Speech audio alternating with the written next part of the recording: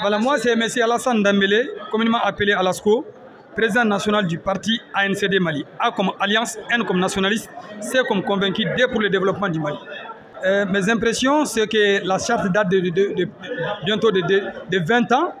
Alors, tout naturellement, le toilettage ou sinon la relecture est tout à fait quelque chose de normal.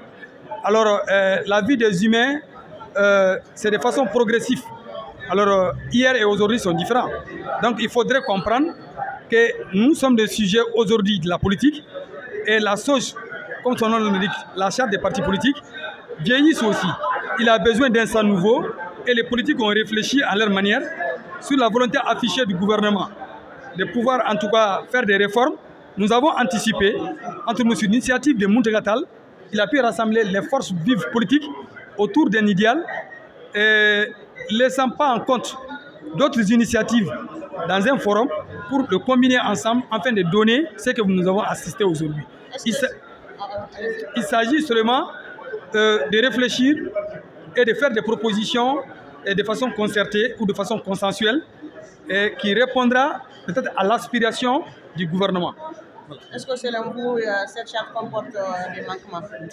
Bon, à l'heure où je vous parle, nous avons trouvé beaucoup de choses caduques dans l'ancien SART.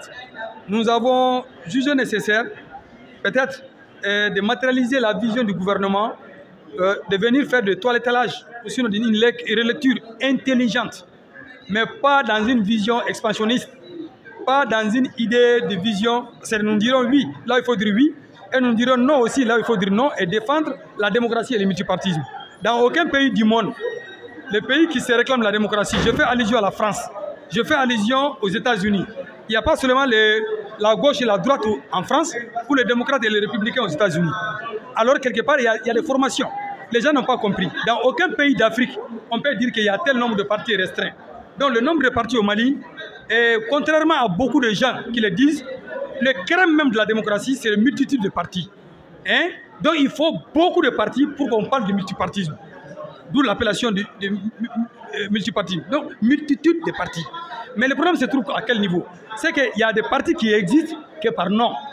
Ils n'ont pas de siège. Il y a des partis qui existent dans les sacs du président, pas de bureau politique national. Nous, on ne veut pas ça. Donc, nous pouvons comprendre aisément le gouvernement.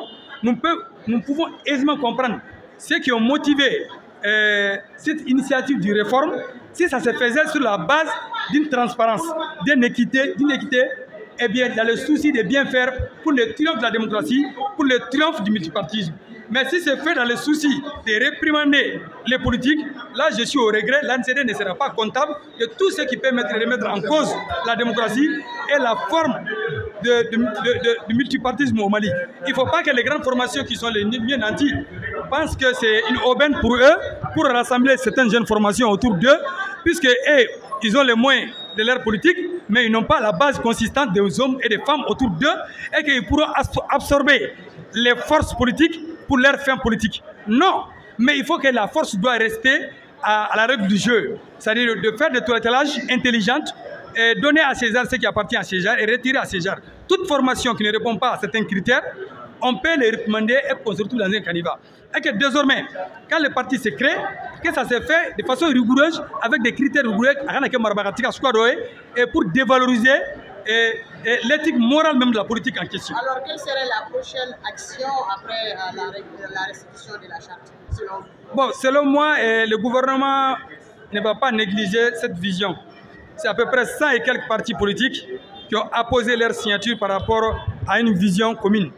Et je pense que s'ils ont envie de bien faire, ils sont dans l'obligation morale de coopérer avec la classe politique. Et pour cette coopération, je pense que le gouvernement n'aménagera aucun effort pour pouvoir reconduire les recommandations tant souhaitées. Parce que alors le propriétaire de cette chose-là, c'est qui aujourd'hui? Ce sont nous les politiques. Donc je pense que quelque part, les politiciens, alors ils seront bien écoutés par le gouvernement. Telle est notre vision des choses. Voilà, donc voilà un peu l'esprit.